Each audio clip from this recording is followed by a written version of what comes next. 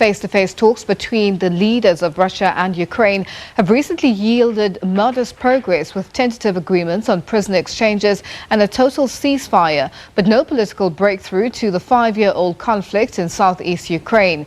The two failed to reach an agreement on the status of the Donbass during the recent Normandy summit in Paris. There is still hope that the two sides will resolve the decade-old gas dispute by the end of the year. Russia's President Vladimir Putin and his Ukrainian counterpart Volodymyr Zelensky agreed a few days ago on a new ceasefire and prisoner exchange. Ever since the conflict in the Donbass erupted in 2014, Western-backed Ukrainian and Russia-backed self-proclaimed Donetsk People's Republic and Lugansk People's Republic signed several ceasefire agreements, and virtually none of them were ever implemented. Even though there is no military offensive from either side, positional warfare has gone on for 4 years. 3 months ago, Moscow and Kiev swapped dozens of prisoners, but the issue has not been completely resolved as there are serious problems with lists of prisoners, especially on the Ukrainian side. For more on this story, we are joined via Skype by Professor Stephen Hutchings, Russian and East European Studies expert from the University of Manchester in the United Kingdom. Professor Hutchings, good evening and thank you for joining us on The Globe. Good evening. Now, take us through exactly what's going on between Russia and Ukraine. There seems to be some sort of Cold War, discussions taking place, but nothing really happening. Well, this conflict has been a frozen conflict for 5.5 years now. And as far as Russia is concerned, there's not a great deal of reason or motivation for it to be settled soon. It is very much in Russia's interest to keep this as a frozen conflict. It can thereby maintain its leverage over Ukraine. On Ukraine's side, however, newly elected President Zelensky made resolving the situation in East Ukraine one of his electoral commitments. He is now under pressure to deliver on that. The scandal with President Trump has lowered his ratings, and the conflict is draining Ukraine politically and economically. So there is much more motivation on Zelensky's side to move this frozen conflict into resolution. As far as Putin is concerned,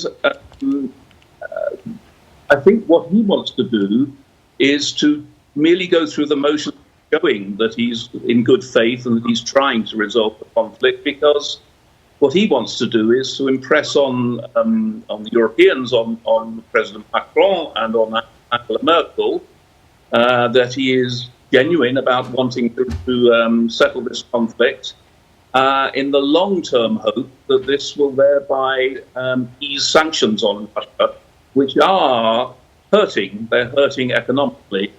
And so that is his motivation for engaging in these talks. But really, he holds most of the cards. And trust is very low on both sides. These steps that were taken in Paris are encouraging, but they really don't get to the root of the conflict. And nor do they really deliver on the Minsk agreement of 2015, the centerpiece of which was the holding of elections in East Ukraine, moving towards a new constitution for the whole of Ukraine, in which the Donbass and the contested areas would achieve some kind of autonomy within, however, a unified Ukraine. And movement on that core, that centerpiece of the Minsk agreements, is minimal. There is even not the agreement on both sides as to what the agreement actually means. And really important to that is the sequencing. So the Minsk agreement required there first to be elections, and then a withdrawal of troops, and then finally this sort of redrawing of the constitution and an achievement of some kind of autonomy for the Donbass, but Ukraine does not want to move in that sequence. It doesn't trust Russia to withdraw troops after the elections have taken place, and is trying to insist on those troop withdrawals taking place beforehand. And Russia is really not willing to budge on that. So, yes, these steps are encouraging. The ceasefire may or may not hold, but at least the agreement is a step in the right direction, as is the exchange of prisoners. But it remains to be seen whether this ceasefire will go the same way as many others that have been declared, and whether the agreement will lead to any real progress on what are the core issues. Now, Prof, the extension by the EU of sanctions against Russia in the role that Russia has played in the Ukraine conflict is clearly also a motivator for Vladimir Putin to sort of move forward and finally, make decisions where the conflict comes to an end. Yes, that's certainly true. On the other hand, Russian economy has gradually been adapting to the situation. Sanctions have been imposed on Russia for 5 years now, and it has actually forced Russia to diversify its economy in a way that is just beginning to bear fruits. That doesn't disguise the fact that it is hurting, doesn't disguise the fact that Putin wants the sanctions removed, but then you see Putin also has cards to play, particularly with respect to Germany, over the supply of gas. And the reason why Germany is particularly keen to broker this agreement is because it does still rely to a very large extent on Russian gas supplies. Putin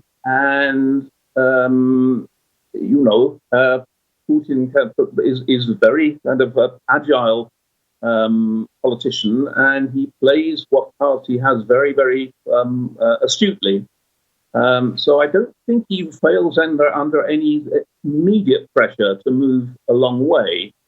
It is true also that the conflict is a drain on Russian resources too, so that is also a motivating factor.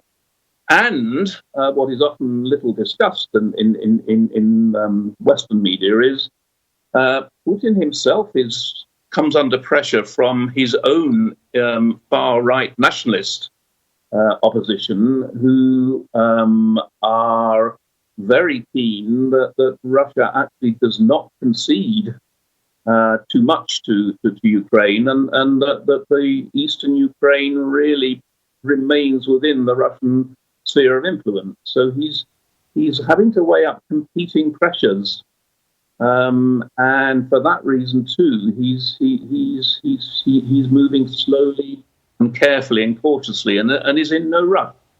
Unlike Zelensky, whose popularity is dropping, and he is under pressure to deliver some sort of progress on this conflict, which is electric on resolve. Now, you mentioned the prisoner swap and, that dozens of prisoners, but, the issue has not been completely resolved, and the fact that there are serious problems with lists of prisoners. Who are these prisoners that Vladimir Putin wants to be returned to Russia, and, he has a big stance on them only moving forward once he gets what he wants, and the fact that there's issues with the timeline for local elections and Ukrainian control over its borders with Russia. Yes, well, the prisoners go back to the beginnings of the conflict, when the whole of East Ukraine rose up in rebellion against the newly installed Kiev regime following the Maidan uprising. These prisoners were taken during the course of and after that conflict. Many of them are actually held on war crimes charges. Why is Putin so keen to get them released? I think it goes back to what I was saying earlier, that there is pressure, a certain amount of pressure on Putin from within Russia, from nationalists who see these East Ukrainians as, Russian compatriots, and who want them released and who see them as heroes, and are refusing to allow Putin the necessary slack that he would need to do anything other than dig his heels in over that.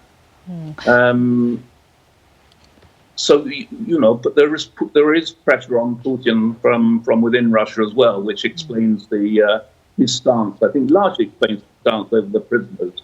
All right. Professor Hutchings, thank you so much for joining us this evening on The Globe. That was Professor Stephen Hutchings, a Russian and East European Studies expert from the University of Manchester in the United Kingdom, joining us via Skype.